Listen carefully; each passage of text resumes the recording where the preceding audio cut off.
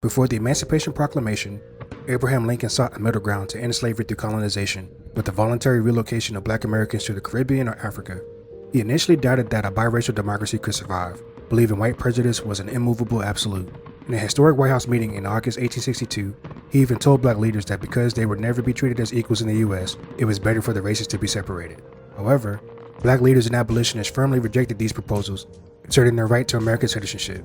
Despite this pushback, Lincoln moved forward with a test case in Haiti. In 1863, he signed a contract to settle nearly 500 black immigrants there, but the project was a humanitarian disaster. Settlers faced smallpox and starvation after being abandoned by corrupt leadership. And by March 1864, Lincoln had to send a government ship to rescue the survivors, a failure that effectively ended his pursuit of colonization. The war and his personal encounters with black Americans fundamentally shifted his heart. During commutes to his wartime retreat at the Soldiers' Home, he spoke with contrabands of refugee camps, witnessing their resolve firsthand.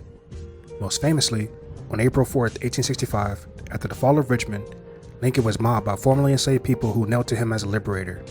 Deeply moved, Lincoln told them to kneel only to God and to thank him for their liberty, acknowledging that their freedom was as vital to the nation as his own.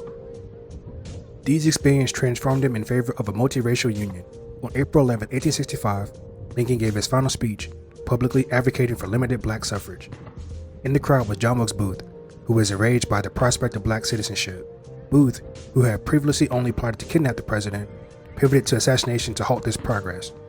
Lincoln was assassinated just 3 days later, becoming a martyr for finally championing the political equality of the people he had once sought to relocate.